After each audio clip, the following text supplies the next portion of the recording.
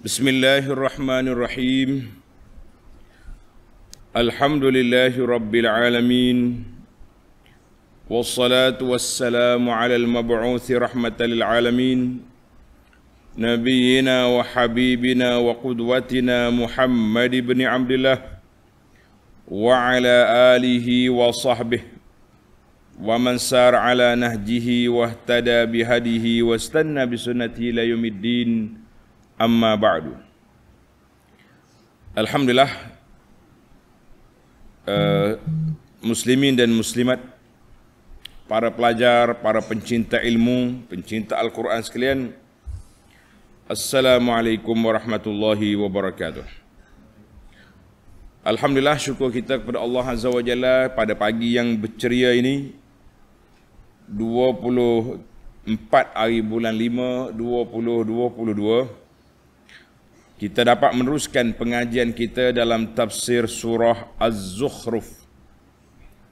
Surah Az-Zukhruf, surah yang ke-43, juzuk yang ke-25. Juzuk yang ke-25. Ayat yang kita akan baca bermula daripada ayat 81, 82, 83, 84. InsyaAllah kita akan bincangkan tentang tajuk menolak tuduhan jahat, hujah-hujah yang tak betul, kepahaman orang kafir tentang Allah ada anak. Satu. Yang kedua, untuk menenangkan hati Nabi SAW, Allah kata fazarhum yakhudu wa yal'abu. Biarkanlah puak kafir itu, pedulikan mereka, dia duk main, duk melompat sana sini ikut. Perbincangan kita yang ketiga tentang ilahul haqq. Ilahul haqq, Allah yang benar, yang betul-betul, yang berhak disembah, dipuja, dipuji, hanyalah Allah Subhanahu wa ta'ala semata-mata. Yang lain jangan duduk percaya. Itu semua dakwaan karut yang dibuat oleh puak-puak kafir terhadap sembahan mereka. Tuhan pun tidak, sembahan mereka. Baik para pelajar sekalian, muslimin dan muslimat, kita pergi kepada bacaan ayat. Ayat kita ni daripada 81 sampai 84. A'udzu billahi as-sami'il 'alim minasy syaithanir rajim. Qul in kana lirrahmani waladun fa ana awwalul 'abidin. Subhana rabbis samawati wal ardi rabbil arsy amma yasifun.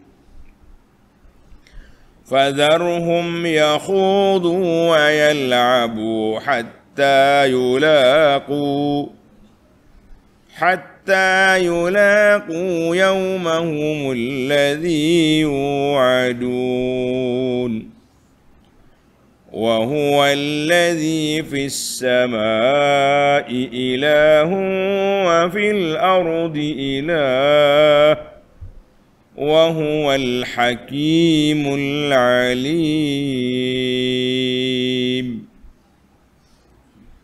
Itu ayat yang kita baca tentang perbincangan yang kita nak sebut pada kali ini. Ayat yang pertama iaitu ayat 81. Qul in kana lirrahmani waladun fa ana awwalul abidin. Katakanlah wahai Muhammad sallallahu alaihi wasallam,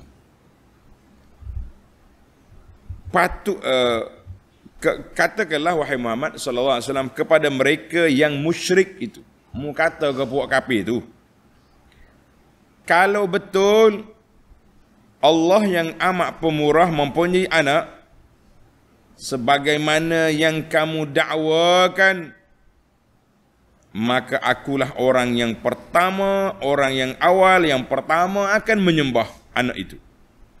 Sebab bila dia anak Tuhan, kita kena hormat kepada anak seperti ayah. Ini dia panggil ayat main persepsi. Mana kalau Tuhan ada anak sungguh, akulah orang pertama sembahnya. Sebab aku Rasul. Aku yang rapat. Tetapi dakwaan kamu itu tidak berasas, tidak betul sama sekali. Baik para pelajar sekalian pencinta Al-Quran, kita pergi kepada munasabatul ayah. Munasabatul ayah. Dalam ayat-ayat yang lepas, Allah Ta'ala sebut puak-puak kafir mendakwa malaikat itu anak Tuhan. Maka Tuhan kata, fawailul lillazina zalamu min azabi yaumin alim. Nerakalah bagi orang yang zalim, akan dimasuk ke dalam azab yang pada hari yang cukup menyeksakan. Iaitu surah Az-Zukhruf ayat 65. Kemudian diikuti dengan ayat walamma duriba ibnu maryam masala. Mereka juga buat contoh ikon kepada Nabi Isa, konon-kononnya dialah ketua yang akan masuk neraka sekali dengan berhala-berhala. Ayat 57. Kemudian disebut dalam ayat 19 surah yang sama, wa ja'alul malaikata allazina hum ibadur rahmani inasa. Mereka telah menjadikan hamba Allah Ta'ala, malaikat-malaikat itu perempuan. Dan disebut juga tentang huru-hara pada hari kiamat. Apa yang Allah Ta'ala sediakan, seksaan yang disediakan kepada orang yang syirik. Kemudian diberi kepada kita ayat at-tahzir wat-tahdid, amaran keras. Kalau kamu tak berhenti juga, tak beriman juga, kamu akan binasa. Maka dalam ayat yang kita akan baca ini berpindah kepada maqam al-ihtijaj, dalil yang menunjukkan, yang menafikan Allah ada anak. Maka dalam ayat ini mengumpul ayat-ayat yang mengumpul tentang kritikan terhadap puak kafir, sebahagian kafir, bukan semua kafir, beriktikad semikian, kafir yang mengatakan, yang menyembah malaikat, yang menyangka bahawa dia itu anak perempuan Tuhan, dan juga dia kata berhala dia juga anak Tuhan seperti Al-Lata wal-Uzza.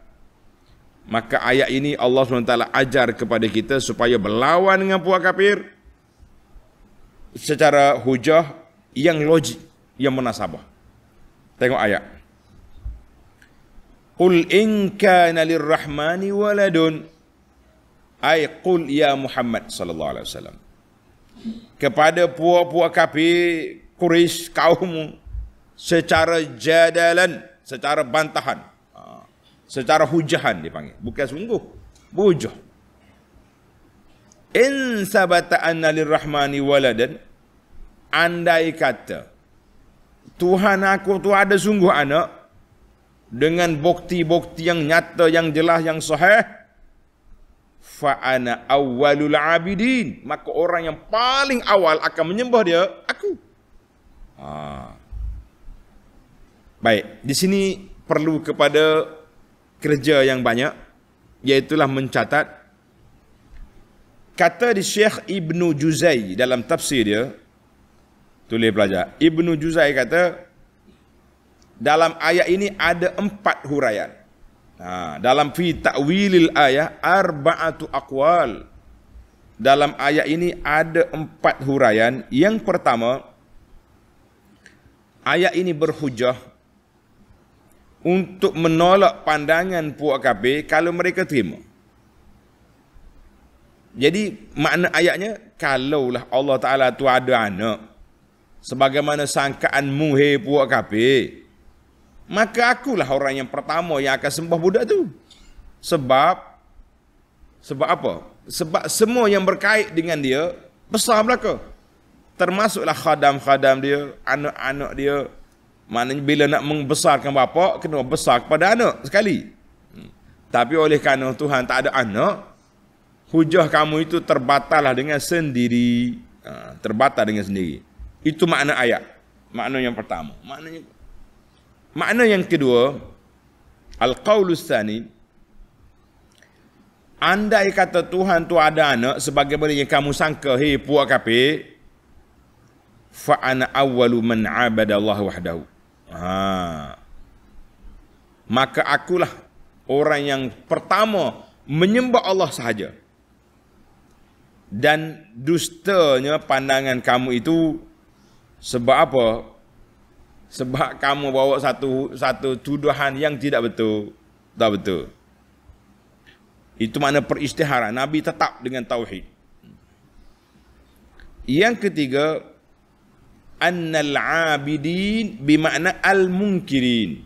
Tengok. Fa ana awwalul abidin, akulah orang yang pertama mungkir, mengingkari tuduhan kamu itu. Tulis itu. Al-abidin dengan makna al-munkirin, dengan makna al-munkirin. Yuqalu abidar rajulu idza anifa wa takabbara wa ankara. Itu bahasa Arab. Maknanya, hei puak kafir, andai kata kamu buat tuduhan Allah Ta'ala itu ada anak, maka akulah orang yang pertama mengingkari, membantah apa yang kamu kata itu. 3. Dah kau nak tulis ni sempat laju. Kena tengok rakam balik. Pendapat yang keempat, makna yang keempat, in huna nafiyah. In qul inka, andai kata lah, in sin dengan makna nafiyah, ai makana lirrahmani waladun. Tidak ada bagi Tuhan tu sama sekali anak, tidak ada. Mu buat kafir jangan duk mengarut. Kemudian tamak setakat tu anak. In kana lirrahmani waladun, dengan makna makana, tidak ada bagi Allah Taala itu anak. Tammal kalam, tamak setakat tu kata-kata, summa btada'a qawlu, kemudian mari kata baru, wa fa ana awwalul abidin, maka jadilah aku ni orang yang pertama menyembah Allah Azza wa Jalla. Baik, pelajar kata tak sempat nak tulis, saya ulang balik. Ibnu Juzai kata dalam ayat ini ada 4 pandangan tafsir. Pandangan yang pertama, maqam ihtijaj, berhujah dan menolak dakwaan orang kafir. Andai kata, mana kita nak berhujah ni, kita kena turun dulu. Kita kata, hei puak kafir, kalau Tuhan tu ada anak sungguh sebagaimana sangkaan kamu, maka akulah orang pertama yang kena sembahnya. Sebab nak mengagungkan ayah, kena juga hormat kepada anak. Andai kata. Tapi oleh kerana Allah Ta'ala tidak ada anak, jadi aku tak payah sembah lah. Dia panggil ini hujah dilalah at-talazum. Tuhan ada anak, aku kena sembah. Oleh kerana dia tak ada anak, aku tak payah sembah. Pun. Ini bahasa, dia panggil dalil at-talazum. At-talazum maknanya benda tu mesti. Ada mesti, tak ada tak sah. Pendapat yang kedua, dia kata, in kana lirrahmani waladun, kalau Tuhan tu ada anak sebagaimana sangkaan kamu, fa ana awwalu man abadallahu wahdahu, maka akulah orang yang pertama sembah Allah Ta'ala yang esa, wa kazzabakum fi qawlikum, dan dustalah kamu dalam kata-kata kamu itu. Maka al-abidin di sini dengan makna al-ibadah, dengan makna al-ibadah. Jadi aku akan fa'an awal abidi, orang yang pertama ibadat menyembah Allah Ta'ala yang esa, aku. Sebab mu dituduh Tuhan ada anak.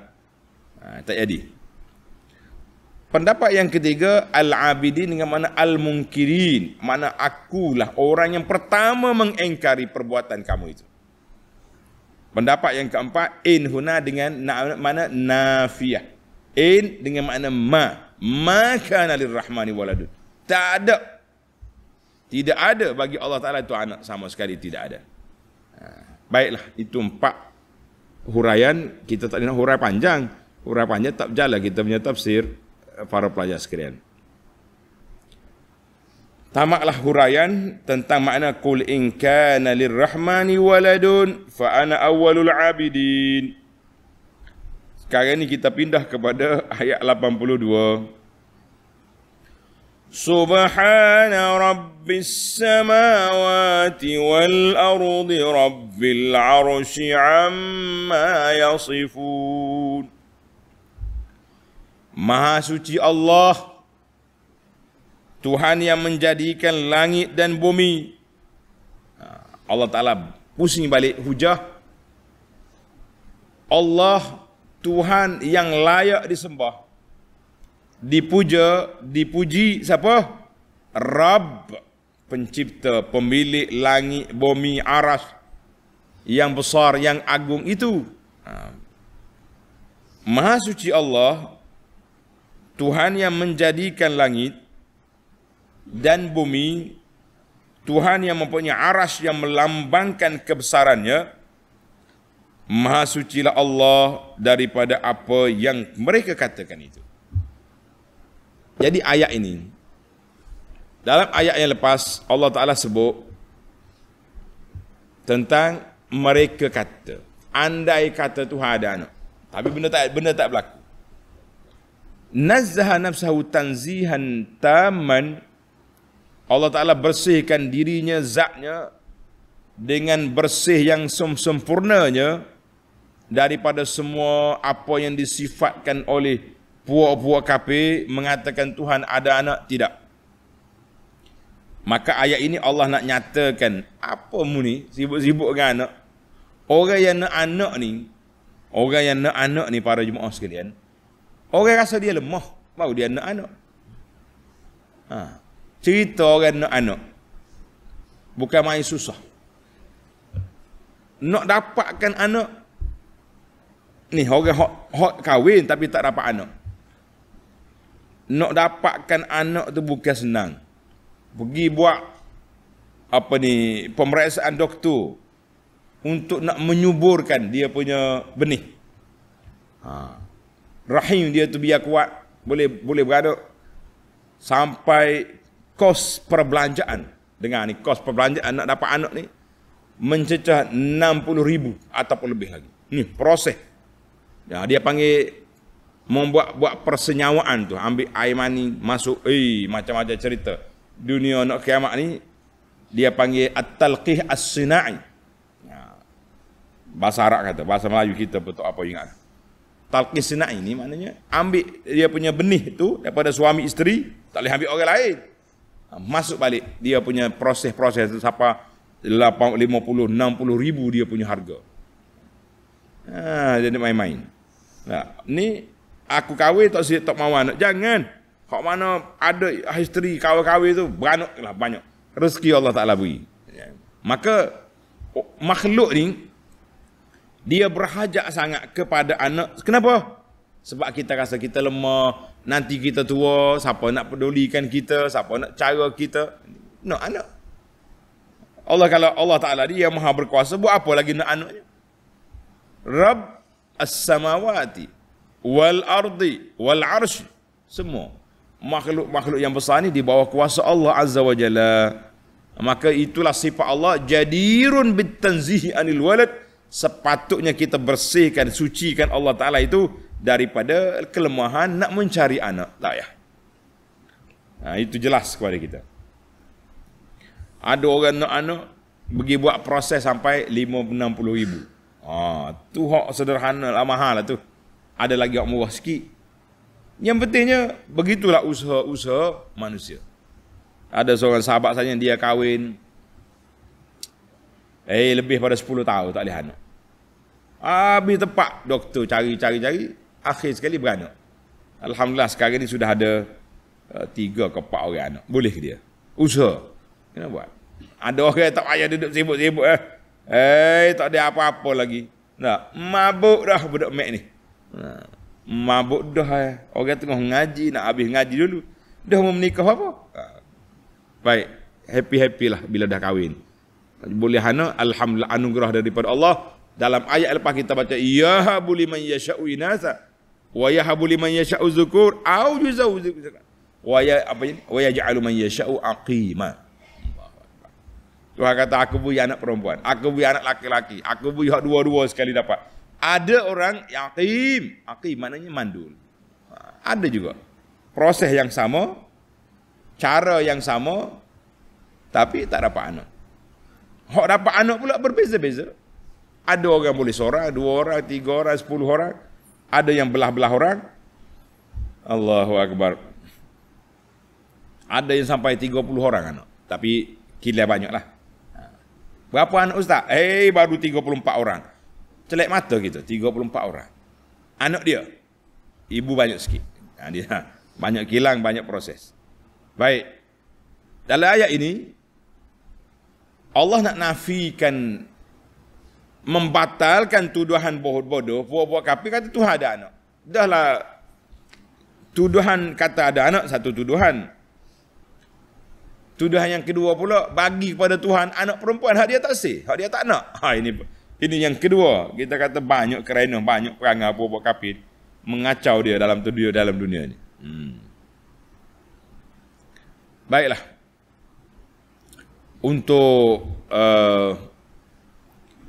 penjelasan lagi, para pelajar tulis surah Az-Zumar ayat 4. Lau aradallahu an yattakhidha walada lastafa mimma yakhluqu ma yasha. Kalau Tuhan ada anak, dia akan pilih apa dia nak. Bukan mu yang bagi puak kafir. Pandai-pandai campur tangan. Subhanahu huwallahul wahidul qahar. Jadi Allah Ta'ala surah Az-Zumar ayat 4. Jangan duk kacau, sibuk nak bagi anak ke Tuhan. Mu ada anak ke tak? Baik. Kita berpindah kepada ayat 83. Fadharhum yakhudu wa yal'abu hatta yulaqu yawmahumul ladzi yu'adun. Oleh itu, biarkanlah mereka wahai Muhammad sallallahu alaihi wasallam tenggelam dalam kesesatan mereka dan leka bermain-main dalam dunia mereka sehingga mereka menemui hari yang dijanjikan kepada mereka untuk menerima balasan. Ayat ini khilaf di kalangan ulama tentang kedudukan ayat. Ada ulama mengatakan ayat ini mansuh.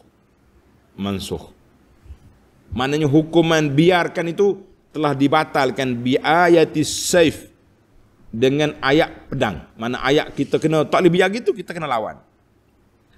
Dengan ayat qatilul ladzina la yu'minuna billahi wala bil yaumil akhir wala yuharrimuna ma harramallahu wa rasuluh. Bila tu ayat Quran ini qatilu, lawan. Perang dengan mereka. Jangan kata fazarhum yakhudu. Itu pandangan yang pertama. Ia mengatakan ayat ini mansuh. Ramalah ulama-ulama yang mengatakan mansuh seperti Ibnu Hazim, Ibnu Atiyah, Ibnu Al-Faras, Qurtubi, Syaukani dan lain-lain. Pandangan yang kedua kata la naskha fiha, tidak ada mansuh, ayat ini kekal. Ayat ini kekal. Ayat ini kekal, tapi ayat dalam bentuk orang panggil tahdid, cabaran. Tak mansuh.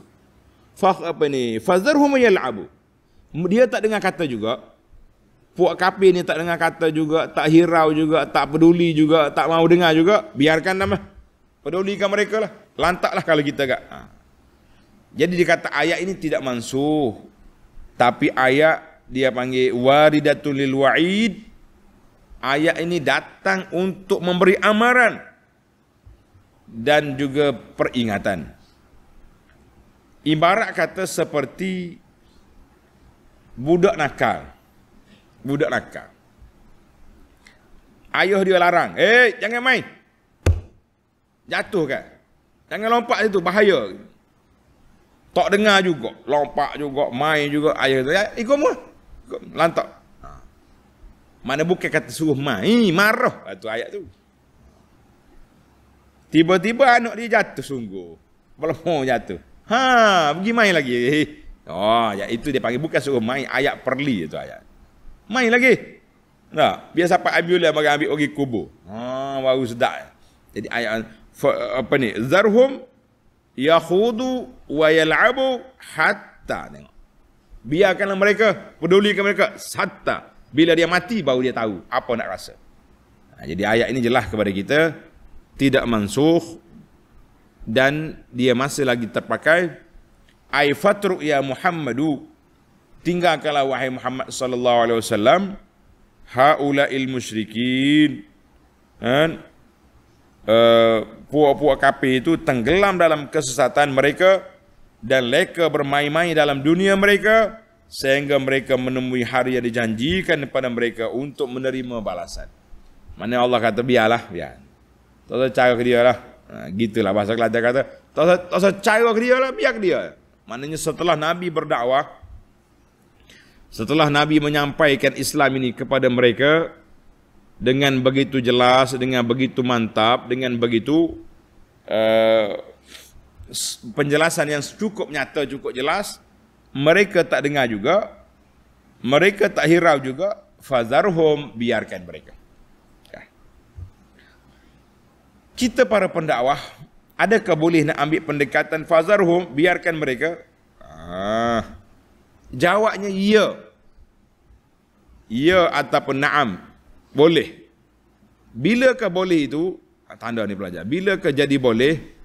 Setelah apa? Setelah kita menjalankan tugas dengan sempurna.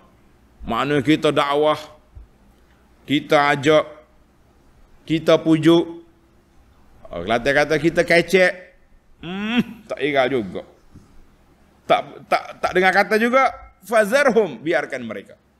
Maknanya setelah Nabi SAW menyampaikan dakwah dia, membimbing umat dengan penuh kasih sayang, dengan penuh perasaan, tiba-tiba mereka tak mahu juga, mereka tak hirau juga, pada waktu itu biarkanlah mereka. Tapi kalau kita ada kemampuan, kalau kita ada imkaniyah, cara untuk nak menyekat, jangan kata fazarhum, biarkanlah, sekat. Tapi kalau tak mampu, macam mana kita nak buat? Itulah gaya, cara pendidikan tarbiyatul Quran kepada kita para pendakwah. Kita kena jalankan tugas, buat kerja dengan baik, ajak orang dengan sempurna, dengan penuh hikmah wal mau'izatil hasanah. Kalau sampai mereka orang tak peduli juga, orang tak hirau juga, ketika itu insya-Allah kita tidak lagi dipersalahkan oleh Allah Azza wa Jalla, karena kita telah menjalankan tugas. Sebagaimana Allah perintah kepada Nabi sini, fazarhum yakhudu wa yal'abu. Biarlah Muhammad sallallahu alaihi wasallam.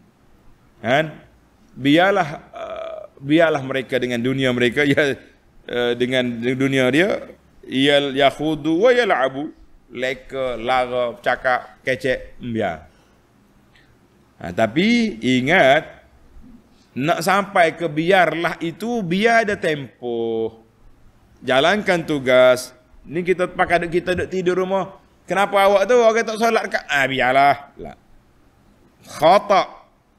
Salah membiarkan suasana masyarakat tanpa kita berusaha untuk memulihkan mereka, untuk kita memulihkan mereka. Jelas kepada kita Allah. Alhamdulillah. Mari kita berpindah kepada ayat yang terakhir dalam siri ini. Wa huwal ladzi fis samaa'i ilahun wa fil ardi ilah wa huwal hakimul alim. Dan ingatlah, Allah jualah Tuhan yang berhak disembah di langit Penduduk langit, Tuhan kamu Allah.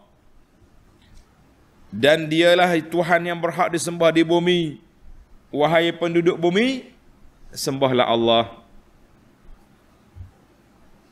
Wa huwal hakimul ali, dan dialah Tuhan, dialah jua yang amat bijaksana. Allah Taala bijaksana. Apa makna bijaksana? Pelajar-pelajar ingat.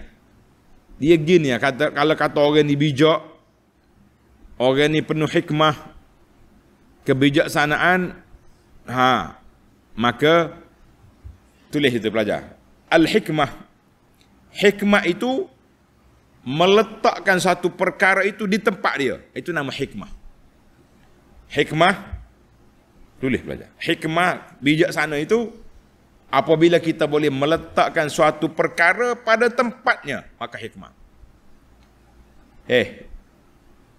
Allah Subhanahu Wa Taala dengan penuh hikmah, dia letak satu perkara itu dengan penuh teliti, teratur dan tersusun dengan baik.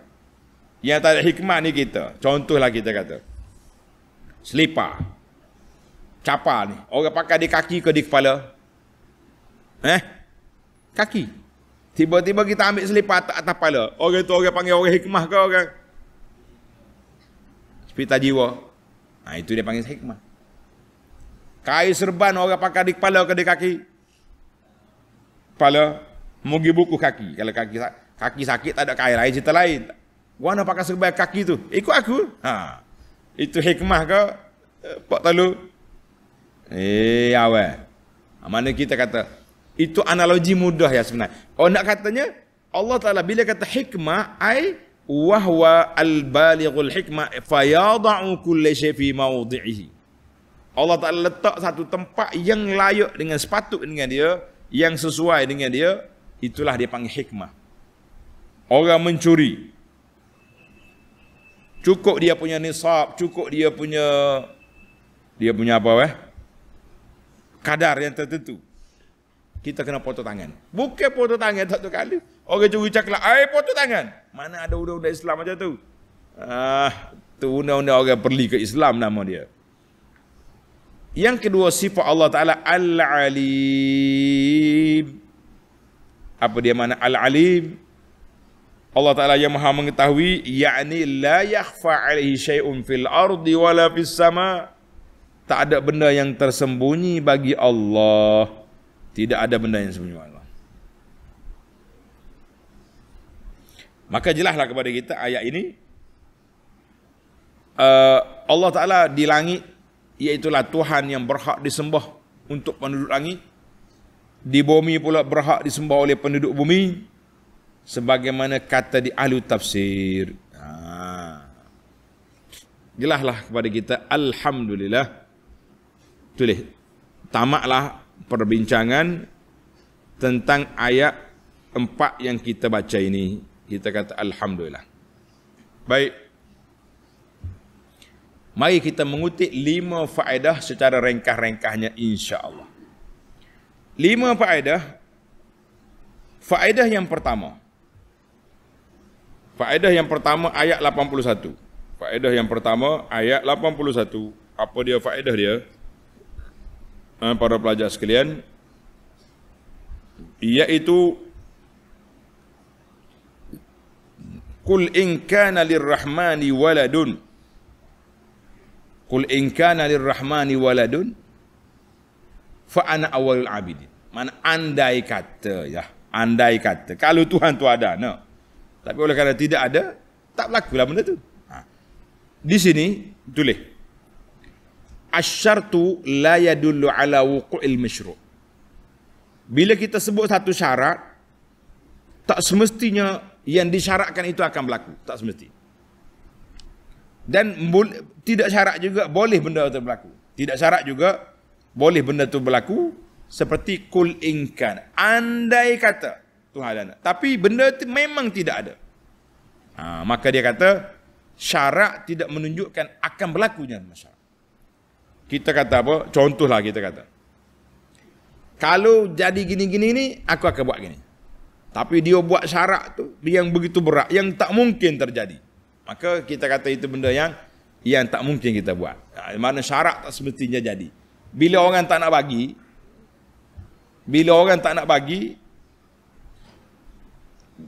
dia akan letak syarat yang mustahil bagi dia. Macam cerita puteri berapa hak zaman dulu tu. Nak tujuh dula hati nyamuk ke apa? Benda tu mustahil. Nyamuk macam nak mencari hati ruanamu. Tak. Itu dia panggil syarat yang mustahil. Tapi kalau tak syarat tak mustahil jadi, jangan gurau-gurau. Allahu Akbar. Baiklah. Maknanya tulis bahasa Arab asyartu ya la yadullu ala wuqu'il masyrut. Satu syarat tak semesti syarat itu akan berlaku. Tak semesti. Biasanya orang buat syarat yang pelik-pelik yang melampau ni bila dia tak nak bagi. Dia buat syarat pelik. Syarat gini. Sebab itulah bila orang terlalu bersyarat dengan satu-satu benda, kita nak bermuzakarah contohnya. Nak bincang-bincang, dia buat syarat pelik-pelik. Kita kata itu sebenarnya orang nak lari itu sebenarnya. Nak lari daripada masyrut, daripada yang dia syaratkan itu. Buat syarat pelik. Sama jugalah. Allahu Akbar. Nak dengar cerita. Ada sahabat saya ni cerita, orang ni nak bini dua. Boleh sebut kalau dia kemarah makcik-makcik kita. Dia pun wayak ke bini dia, abang nak kahwin seorang lagi boleh? Boleh. Tapi satu syarat. Apa syarat? Syaratnya, buat mari tunjuk calon tu, biar saya setuju. Bini nombor satu kata, biar saya setuju, saya pindah orang ni. Dia mari hok ni tak setuju, hok tu tak setuju. Akhir kali mati pakai tak belah, tak bini. Cerdik orang perempuan. Kalau dia kata, tak boleh. Balah gogeng-gogeng tak? Boleh. Tapi buat mari sini, saya nak tengok dua calon, nak jadi kawan saya ni biar pandai. Kata pandai buat cik ni. Bersyarat. Akhir sekali tak tenang syarat. Apa tepat kawan ni? Mati dah dia. Pak kata dapat syarat. Baik. Tak itu lihat tu cerita selingan dia tu. Kita pergi kepada faedah yang kedua. Ayat yang sama. Faedah yang kedua di ayat yang sama.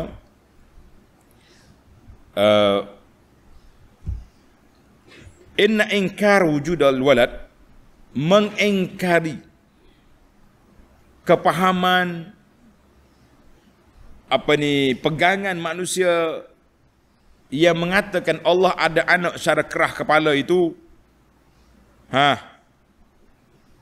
kita bantah bobok ni bukanlah makna kita tu kerah kepala. Kita bantah mereka dengan dalil-dalil yang cukup mantap. Jadi dalam ayat ini Allah Ta'ala bagi sifat dia, bagi kepada dia ingkana. Dia kata kalau Tuhan ada. Kalau ala iftirat. Kalau betul-betul Tuhan ada anak, akulah orang sembahnya. Jadi ataupun tak ada ayat kita kata minal mungkirin. Mutuduh Tuhan ada anak, aku yang engkar. Jadi ayat ini bahawa mengengkari perbuatan yang salah. Mengengkari perbuatan yang salah bukanlah menunjukkan kita tu ekstrim ataupun teroris, tidak. Ini kata, ustaz ni backing lah. Ada setengah orang ni dia suka membackingkan ustaz. Membackingkan ustaz. Ustaz ni backing ni. Apa mana backing je? Salah. Bila ustaz tegur dia kata ustaz backing. Macam-macam manusia ni. Macam-macam manusia. Dia suka mempersalahkan orang. Suka menyalahkan orang. Maka ayat ini Tuhan letak pada kita, Qul inkanir rahman. Kesimpulan kepada faedah yang kedua ni, mengingkari kebodohan, kesalahan, kekeliruan yang ditimbulkan oleh orang dengan hujah, dengan fakta, dengan bahasa yang begitu baik, bukanlah menunjukkan kita tu kerah kepala, ekstrim dan sebagainya. Tidak. Menunjukkan ketegasan. Jadi pendakwah ni kena tegas. Tapi kadang-kadang kita tu lembek. Boleh ke kalau kita guna istilah budak-budak Facebook ni, dia panggil mudah koyak. Koyak. Mudah koyak. Satu hari, dengar cerita, jangan marah ini cerita je. Cerita tak boleh marah. Satu hari ana tengok seorang ustaz yang masyhur, mempunyai followers atau pengikut yang ramai, masuk dalam program TV. Masuk dalam program TV. Sebelah dia pengacara TV tak tutup aurat. Pakai baju segerak, tuduh kepala apa tidak. Bila anda tengok, kebetulan dia tertengok, bukan nak tengok TV pun. Kita pun tulis. So, dia panggil admin ke apa. Tulis sikit nasihat kepada orang ramai bahawa para pendakwah mesti tegas. Kalau kita dijemput oleh orang, jemput sebagai panel, sebagai tetamu dalam program mana, cakaplah dengan pengacara, Mek, saya tak boleh duduk sini, nanti timbul fitnah. Orang tengok ustaz duduk sebelah pengacara yang tak tutup aurat. Pergi cari kain tudung sekejap pakai. Tak sini. Untuk menyelamatkan kritikan orang dan sebagainya. Rupa-rupanya bukan penegur itu diberi terima kasih kerana memperingatkan, tapi dimarah oleh orang, dimarah oleh ustaz itu. Dia kata, apa awak masuk campur hak kita? Kita nak pergi berdakwah. Kita kena bezakan para asatizah selebritiun wal fannanun, kita kena beza. Kalau kita dijemput, kita boleh pilih. Tapi andainya saya duduk berjalan, tiba-tiba mari wartawan. Encik, apa pandangan encik kepada satu isu yang berlaku sekarang ni? Takkan kita, pergi ambil kain tudung dulu pakai, aku nak jawab dia. Tak kena lah gitu. Ini spontan. Ini program dijemput dengan tarikh sekian, kita mintalah syarat kita. Aku boleh masuk program, tapi pengacara mesti tutup aurat. Lain. Ingat baik. Maknanya kalau kita tegur, bukanlah makna kita tu teroris, bukan makna kita tu tak faham suasana, tak faham realiti. Menegur itu bagus. Allahu Akbar. Baik, jangan panjang-panjang di sini. Nanti kena marah pula. Ke netizen ke dia panggil. Hak suka komen-komen orang tak pasal-pasal. Mari kita pergi kepada ayat seterusnya. Ayat 82. Subhana rabbis samawati wal ardi rabbil arsy amma yasifun. Maha suci Allah, Rabb. Apa makna Rabb? Tuhan yang menjadikan, yang mencipta, yang memiliki, yang mentadbir, itu makna Rabb. Tulis pelajar. Ayat ini Allah Ta'ala sifatkan diri dia dengan sifat ar-rububiyah. Sifat ar-rububiyah. Ada dua perkara dalam hidup kita ni. Satu dia panggil sifat rububiyah. Apa makna sifat rububiyah? Sifat ketuhanan. Ketuanan. Itu dia panggil rububiyah. Satu lagi dia panggil sifat al-uluhiyah. Al-uluhiyah maknanya sifat ketuhanan yang mesti kita puja, kita sembah, kita ikut. Itu dia panggil al-uluhiyah. Tak ada tulis pula. Tulis pelajar. Kita ada dua. Satu sifat ar-rububiyah, ketuanan. Allah Ta'ala itu tuan, pemilik alam. Yang kedua lagi dia panggil al-uluhiyah, itu ketuhanan. Mana kita tak boleh sembah, tak boleh puja, tak boleh minta pertolongan, tak, kecuali dengan Allah. Itu panggil al-uluhiyah. Sekarang ni tak boleh lah. Setengah orang pening kepala, mana boleh bagi-bagi. Tuhan tu ada tiga, uluhiyah, rububiyah. Mana Tuhan tiga? Allah Ta'ala yang esa. Sifat dia. Itu dipanggil sifat dia. Jangan mudah pening kat kita ni. Tak setuju dengan istilah gak kona sana, kona sini. Macam-macam kita punya kepeningan. Dia pening, memeningkan umat pula. Ini ada sebagai penceramah sedemikian sifat dia. Maka ayat ini Allah Ta'ala sifatkan dia birububiyah, dengan sifat ketuanan. Semua benda di bawah kuasa Allah Azza wa Jalla. Jadi kalau Tuhan milik langit, milik bumi, milik aras, apa saja dengan anak, kecil. Maka secara otomatiknya lintifai faidatil wiladah, tak ada faedahnya beranak.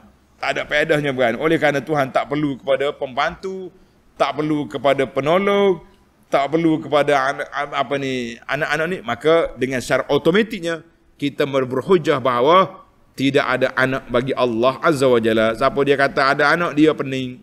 Siapa kata ada anak, dia apa? Dia pening. Maka Allah, kita kena tanzih Allah Ta'ala, bersihkan Allah Ta'ala itu daripada mana? Dari mana? Daripada segala sifat kekurangan. Allah Ta'ala sifat dia al-uluhiyah, sifat dia ar-rububiyah. Baik, kita pergi kepada faedah yang keempat. Ayat 83. Fadharhum yakhudu wa yal'abu hatta yulaqu yawmahumul ladzi yu'adun. Pedulikan mereka, biarkan mereka. Jadi ayat ini i'tiradun. Ayat ini bawa datang mari untuk menyatakan engkar kita setelah diberi bantahan, setelah diberi teguran, setelah ni tak hirau juga. Pedulikan mereka. Pedulikan mereka. Biarlah. Mana boleh tinggal sesaklah mereka. Dah mereka pilih jalan sesak, kita nak macam mana? Bukan jangan salah kita. Kita dah bagi maklumat, kita dah bagi nasihat, kita dah bagi, tiba-tiba mereka tak mau terima juga, kita nak dipersalahkan? La. Tapi kalau kita tidak memberi maklumat, kita tak menjalankan tugas, tapi kita kata fazarhum, biarlah. Macam tadilah analogi yang kita buat di awal tadi. Ayah, cikgu larang budak bermain. Main juga, tak hirau juga. Lantak. Mana ayat tu bukan ayat suruh, ayat tahdid, memberi amaran. Ikutlah. Banyak kes yang berlaku bila orang mari minta nak pergi satu tempat yang agak berbahaya. Kita larang, kita nasihat, nak juga. Awak bertanggungjawab sendiri. Ambil pergi. Maknanya ayat ini marah. Menegur dengan cara berilah, nak gilah. Tapi pandai-pandai mula jaga diri. Jangan minta bantu aku. Apa-apa terjadi, jangan persalahkan saya. Itulah kita kata. Mu nak kafir juga, kafir. Apa cerita apa? Nak kafir juga, kafir. Tak usah duduk main apa-apa masalah. Baik, kita pergi pada ayat yang terakhir, faedah yang kelima. Wa huwal ladzi fis samaa'i ilahun wa fil ardi ilah wa huwal hakimul alim. Allah Ta'ala dialah Tuhan yang di langit, Tuhan yang di bumi, bukan ada sana ada sini, tidak. Bagi penduduk langit, penduduk bumi, Tuhan tu yang belaka. Tidak kata kami Tuhan langit, mu Tuhan bumi lain. Tuhan langit kata hari ni aku nak turunkan hujan lebat. Tuhan bumi kata jangan, orang nak kenduri banyak hari dia. Orang nak bawah ni. Kacau mu. Perang dua Tuhan ni, acur dunia ni. Maka ayat ini laisa fi zalika ma yadullu alal hulul. Bukan menunjukkan sebagaimana orang duduk katalah Tuhan duduk situ duduk sini lah. Iaitulah maksud dianya Allah ini bagi penduduk langit pun dia Tuhan, bagi penduduk bumi pun dia Tuhan, mana-mana pun dia Tuhan. Kata di ulama tafsir buat analogi, dia kata seorang raja, dia ni raja bagi kawasan ni. Amir di mantikah Khurasan contohnya dalam ayat ni lah. Dan dia juga Amir Mesir. Dia jaga Mesir, jaga. Adakah dia dua tempat? Lah, dia belaka. Mana Mesir, Khurasan duduk di bawah kuasa dia. Dia seorang ya. Mana kita kata Allah Ta'ala itu Allah yang berkuasa di langit, berkuasa di bumi. Yang kata ada Tuhan lain pula, tak ada. Dan Allah Ta'ala dalam ayat ini telah kita hurai panjang tadi, wahwal hakimul alim. Allah SWT sangat bijaksana meletakkan suatu perkara kena pada tempat dia. Wal alim, dan seorang yang Allah Ta'ala yang maha agung, yang mengetahui segala perkara. Alhamdulillah, kata tamatlah kita 5 faedah yang kita dapat kutip daripada ayat yang kita baca pada kali ini, insya-Allah. InsyaAllah kita akan sambung lagi dalam ayat 84, 85 dalam CD yang akan datang. Subhanakallahumma bika asyhadu an la ilaha illa anta astaghfiruka wa atubu ilaik.